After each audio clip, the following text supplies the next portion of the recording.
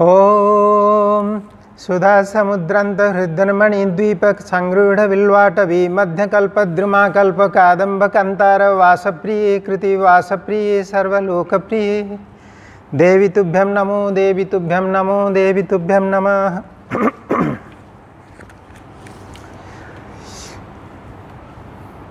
Dear Chair, Dr. Rath, respected Swaminiji, respected Sir Dr. Ganeshji, all my friends present here. It is in fact a very rare opportunity extended to me by Swaminiji, and I am really overwhelmed with joy. I was not knowing much about her, just except that she has written so many books, especially in the field of Vedas, and nowadays it is very difficult to get a sannyasi with all pedantic demeanor, and she is definitely quite an exception. And in addition to that, as I experienced today, despite her broken leg, not heart, she was telling me about heart, but it is really leg. She is so vibrant and moving here and there, seeing everybody's comfort and making this conference a grand success. This is the 12th conference of Ārsha Vidyā. And in fact, I saw that she is a social worker in the field of knowledge, in the domain of knowledge, especially in the domain of Indian wisdom. And in addition to that, she also does some philanthropic works that has come to my notice. And I am always ready to cooperate with these personalities who work for Indian culture and who think seriously about the younger generations and wish to connect them with real India. Now coming to my story, today I am going to present a paper on a very simple subject, concept of bhakti in the Ṛgveda. Before Ṛgveda, nowadays scholars have also imagined Ṛgveda, means a kind of Veda, integral Veda before Ṛgveda. But before Ṛgveda also, there was a phase of Tantra, and this tantric phase would definitely lead us to surmise that bhakti cannot come so easily. The bhakti element in Ṛgveda propels us to imagine that there must be a huge gap between the earliest primitive tantric phase of India and the civilized notion of bhakti in Ṛgveda. Yes, we have a general idea that Veda is connected with sacrificial things, mantras are sacrificial things, thanks to the contribution of Sayana, who interpreted everything in terms of sacrifice. But thing is not like that. As we find, they have discovered the earliest means of having communion with God, that is prayer. Ṛgveda is nothing but prayer. And I will also come to that mantra. In one place they say that we are organizing sacrifices, that's there. Sacrificial performances are there, but they are nothing but the exhibition of our bhakti, of our devotion. And the ritualistic clumsiness that came afterwards, that was not the period of Ṛgveda. Therefore, I feel that it was the bhakti, it was the pure prayer which was there in the period of Ṛgveda, and in each and every mantra we can feel it. And bhakti is necessary. Why bhakti? Because bhakti perhaps is the best and easiest method to have a dialogue with the God. and those who like other Advaitins or Kevaladvaitins and everybody, they show us a very difficult path. Even Lord Krishna says in Bhagavad Gita, Klesodhikataros tesam avyakta sakta chetasam avyakta hi gatir dukkham deha badbhi ravapyate. So klesha is more in worshipping avyakta, and therefore they have made vyakta. How they made vyakta? Fire, a fraction of nature, became their Agni, God. And they say that Indro Maya bhi pururupa iyate.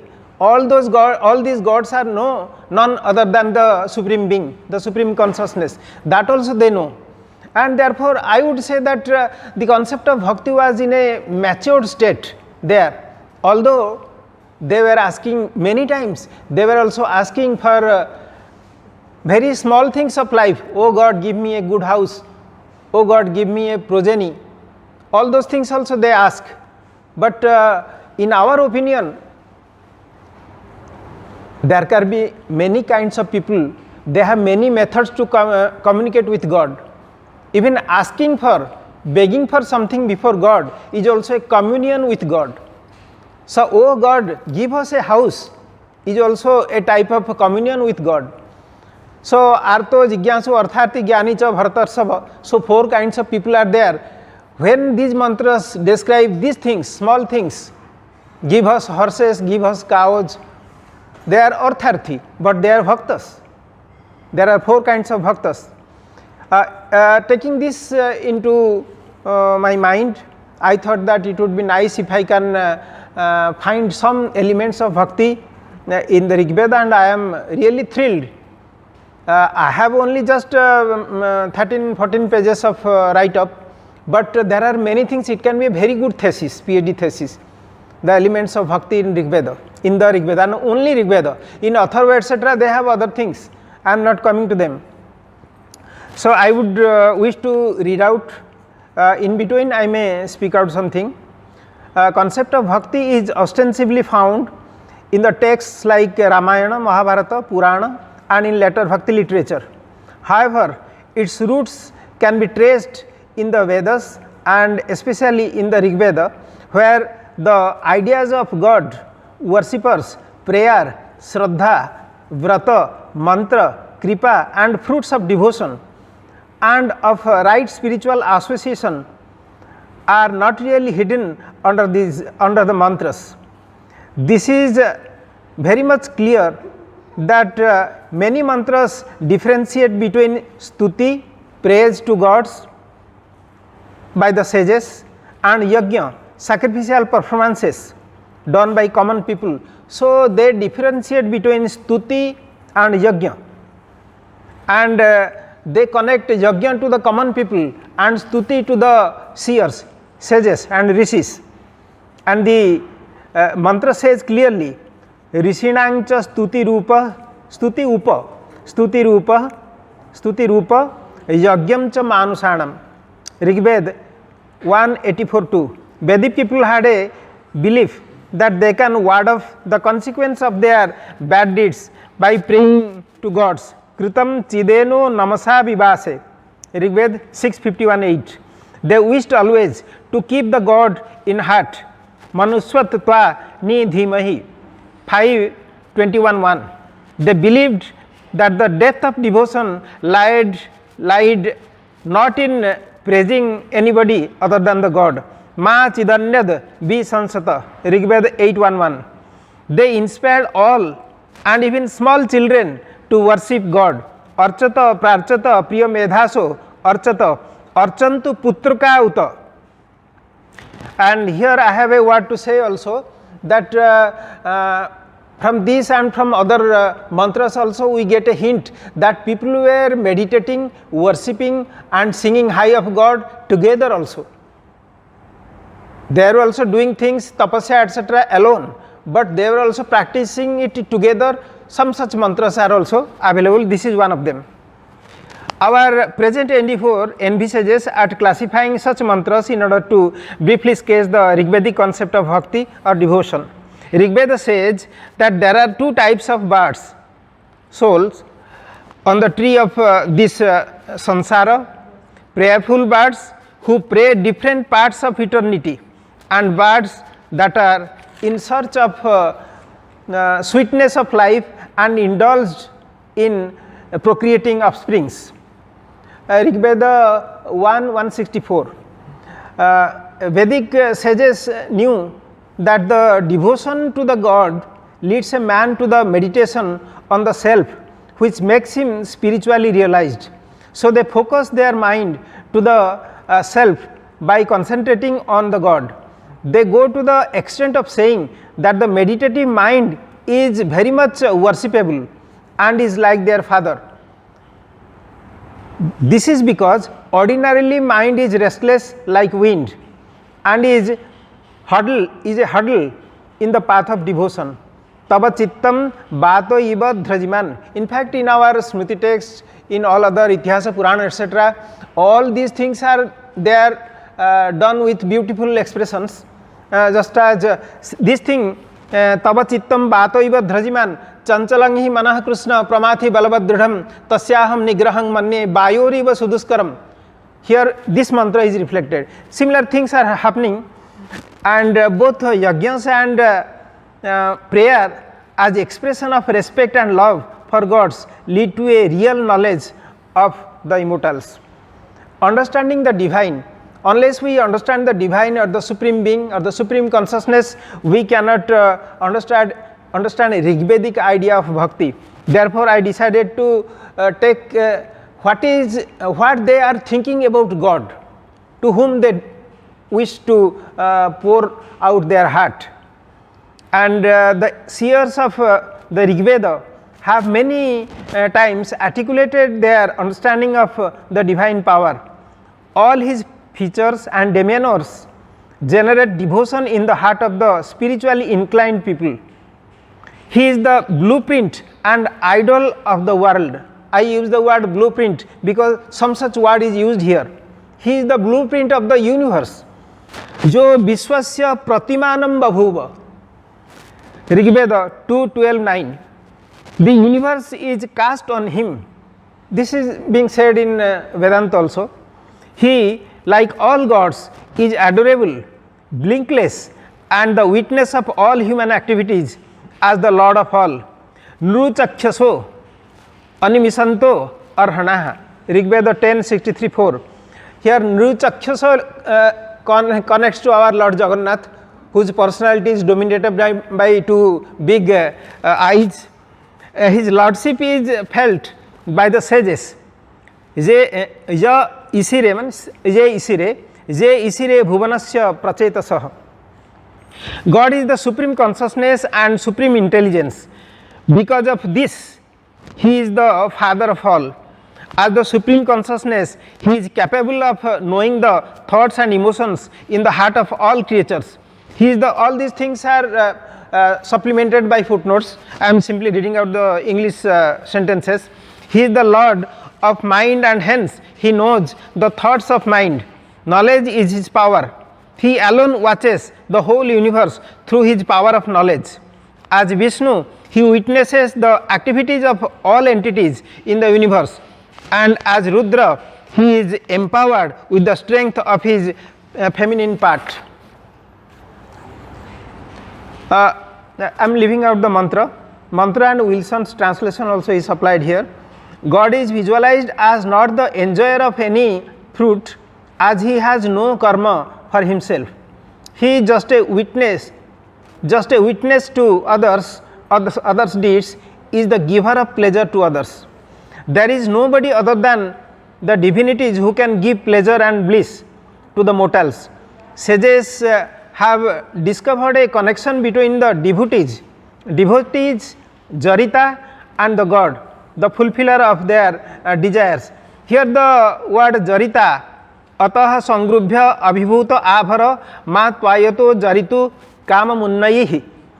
Here this word Jaritru or Jaritri or Jarita is for the devotees. Naradiya Bhakti Sutra uses a word Jaro.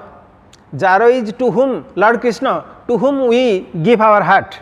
So Jaro and Jaritru, these are two technical terms in the field of bhakti. and it is here used.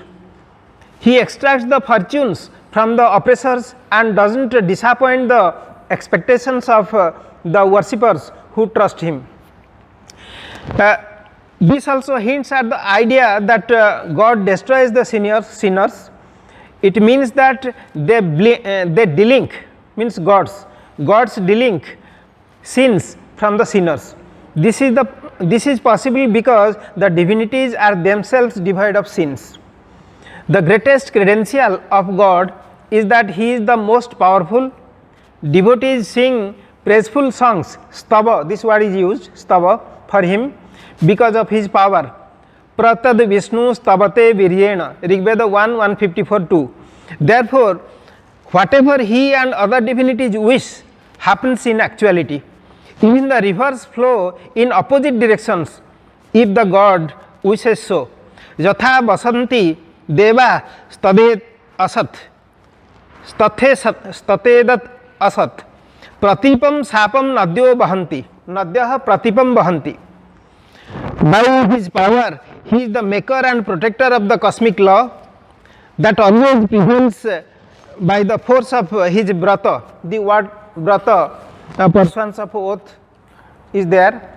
Atho dharmani dharayan, brata devanang prathama dhruvani. All these mantras are there. God is not only powerful, he is very compassionate too. He understands the prayer of entities and helps them out of problems at right time. Tadindro artham chetati yuthena vrusni rejati. Alone he holds up the whole universe. Eko dadhara bhubanani vishwa, Ṛgveda 1:154-4. Following him, all other gods also come together to help those who are humble and prayerful. God stands up with these people and fetches victory to them. In all struggles, he supports the truth and demolishes falsity and untruth. All these mantras are there. Now the idea of bhakti. Vedic sages see devotees as those who are always inclined to salute. They use pramati and sumati, these two words, for both bhakti and kripa. The word archa is also used for worship as a prominent act of cultivating bhakti, like the act of praying obeisance expressed through the root nam. Devotees invite God once and again to their place of worship. The sage Vasumitra Atreya invites God through glorifications to him and prays for food and victory over the hostile men. Tomagne Vasupatim Vasunam Abhi, etc. They are there with Wilson's translation. The same sage declares himself a mortal and God immortal. His praise for God is not just through lips but through a devoted heart. This heart is described many times in the context of bhakti. He asks for food and immortality through progeny. Thus, devotion without the connection of heart may be a show of rituality. Heart of a devotee is the locus of devotion. Jastva hrida kirina manyamano amatyam martyo johabimi jato vedo yaso asmasu dehi pradabhiragne amrutatvam asyam. However, inviting gods in the process of bhakti is the foremost formality found in many mantras.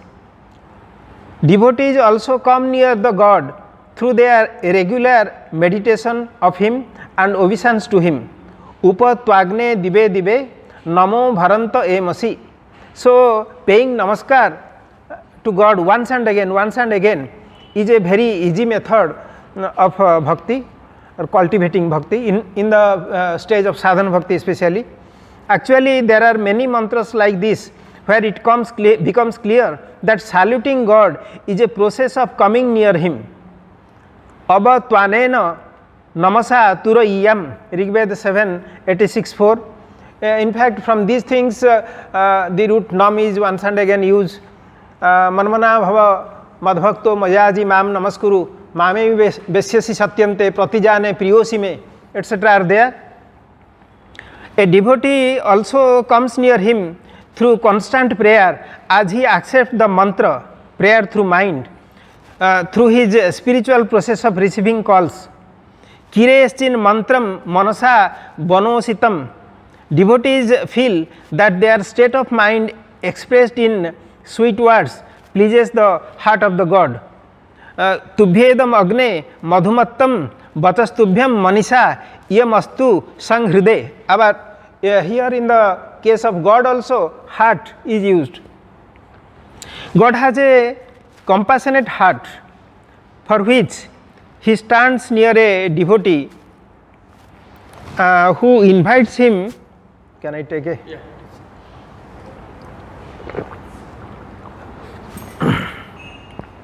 To listen to his prayer.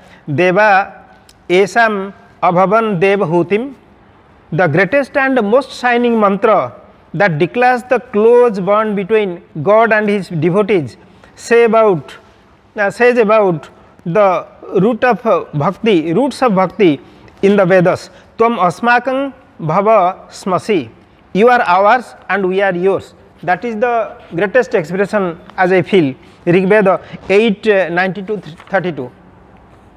Now, what are the conditions for right bhakti? Devotees wish to have God as theirs only. Asmakam astu kevalah. Ṛgveda 1:13-10. In order to attain him, they follow certain conditions. When constant prayer is the foremost prerequisite, the Vedic people knew the ideal time and place for prayer. Morning was regarded as the ideal time for this. Indram pratar havamahe, pratar agning pratar indram havamahe, all these mantras are there.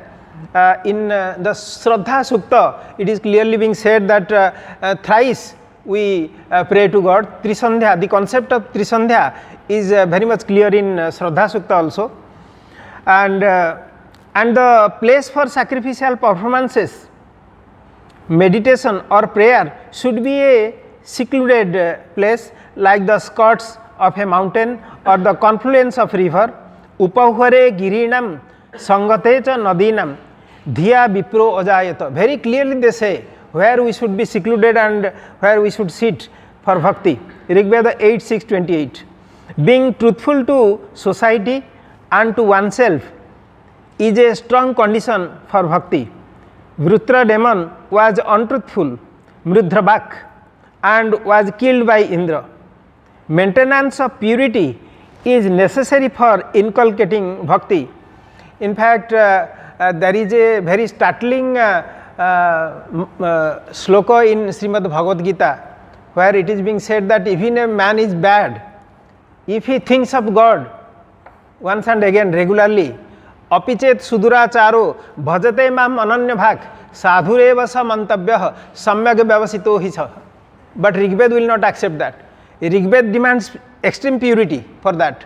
Perhaps this can happen in Siddha Bhakti or Siddha Bhakti, not Sadhana Bhakti.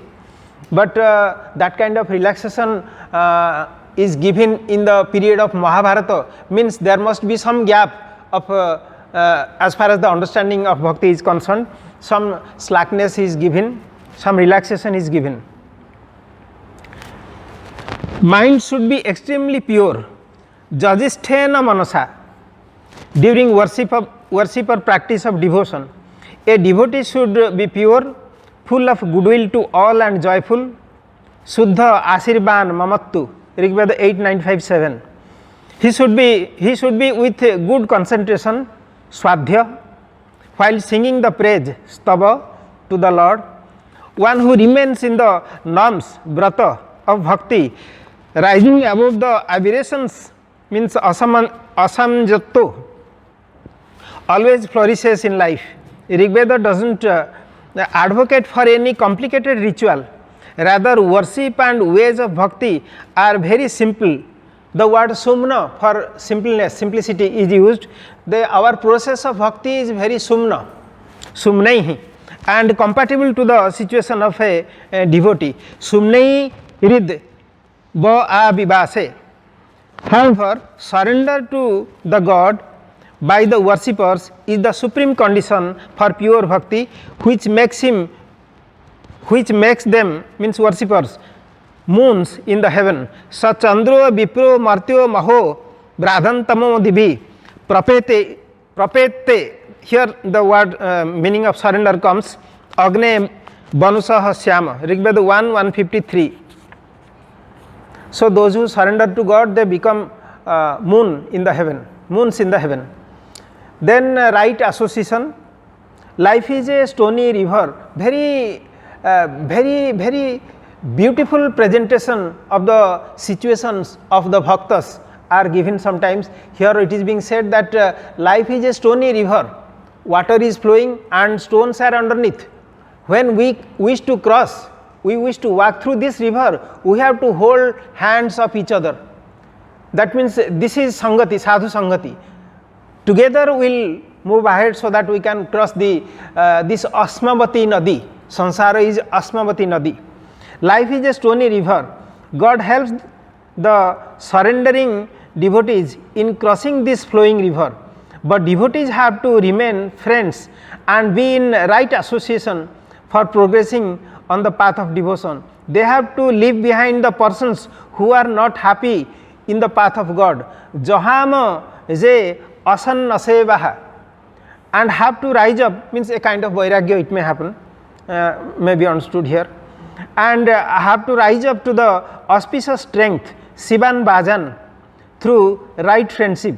Asmavati riyate sang rabhadvam uttisthata pratarata sakhaya. Together all sakhas will go ahead. Atra jahama je asan naseva, those who disagree with spirituality will lead them. Sivanvayam uttarema bhivajan. Ṛgveda 10:53-8. The devotees remain with the sages and attain the wisdom, wealth and long life.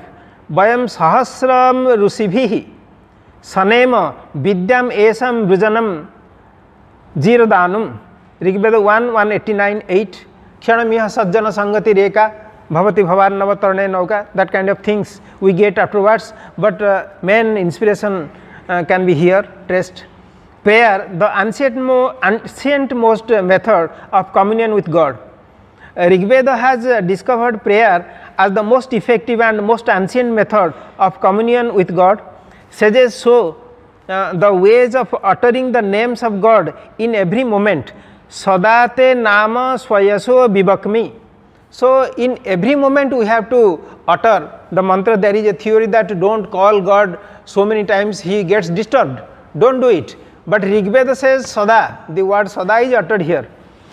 So Ṛgveda 7:22-5. They had discovered the roots of truth in mantras practiced by the wise. These mantras are also the destroyers of unspiritual elements. Satyo mantra kavisasta rughavan. Ṛgveda 1:152-2. Sages have also clarified that sacrificial performances are not mere rituals, rather they are a form of prayer by the mortals to the eternal God. Tam adhvaresu idyate devang marta amartyam. Ṛgveda 5:14-2. God is prayed by many, purushtuta, and those who pray him are his own people. Imeta indrate vayam purushtuta. These people are devotees, stota, and hence God gives them material and spiritual flourish of life. Isam stotrubhya avara. God is adorable and devotees are adorers. Vayanghate api smasi stotarah indra girvanah. Sages feel God is the nearest to them. God is the nearest to them and is their savior and is prayed for well-being to all. Agne tvam no antama utatrata shivo bhava. They pray for God's mercy, anugrubhaya. Mat samrad rutavonu ma grubhaya. Then three key words of bhakti are also found in Ṛgveda. They are Shraddha, Vrata and Kripa. These are three Vedic ideas connected with the concept of bhakti. Shraddha Sukta of the Ṛgveda 10.151 upholds the value of Shraddha or faith in the context of dana, gifting, sacrificial performances and worship. It is also visualized to be seated in the head of all fortunes. So, Shraddha is on the head of all fortunes, Bhaga. Shraddhaya Agni Samidhyate, Shraddhaya Huyate Havihi, very famous. Shraddham Bhagasya Murdhani, Vachasa Vedayamasi, Ṛgveda 10.151.1.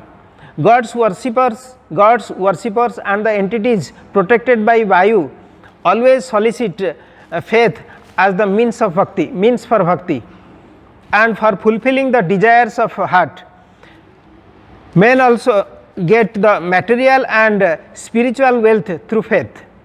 Shraddham Deva Jamana Vayu Gopa Upasate, Shraddham Hrudayaya Akutya, Shraddhaya Bindate Vasu. About this Vayu Gopa means a connection of Vayu with our stability of mind and with prayer to God, etc. there. I have another article, the concept of pranayama and mental health in the Vedas. There I have used Ṛgveda, etc. also. There this Vayu Gopa is more explained. It is in the context of Shraddha that Trisandhya or 3 times worship in a day is enjoined. It suggests bhakti in the stages of practice, sadhana bhakti, as worshipping God in the morning, midday and in the evening regularly. It is there in the Shraddha Sukta, I have given in footnote. Even gods also flourish more with divinity as they beam with faith for the cosmic Father. If the gods have the Shraddha for cosmic Father, the supreme consciousness, their beam of divinity increases. That is also there in mantras. Practice of bhakti is also combined with the observances of a certain spiritual oath or vrata, which tests and strengthens the devotion for God. Ṛgveda places on record that devotees take vow and follow them. Anu Vratam Vratapa Didhyanaha, Ṛgveda 3.4.7 suggests also believe that God punishes those who hate norms of bhakti and are out of any spiritual vow. In the age of Purana, the Vedic roots of vows and bhakti spread large in Indian society. Here the vrata, the concept of vrata is also attached with a kind of persuasion that don't break it. If you have taken a vrata vow, just go with it. Just as there is one story, a tiger decided to take vairagya and sit without eating anything, will be in the cave, and decided from here onwards in life I will not take place and I will make my japa. And fortunately or unfortunately there was a flowing river down the caves and he saw that a goat is flowing away. He said that from tomorrow this vow will continue from the beginning. Today let me take this goat.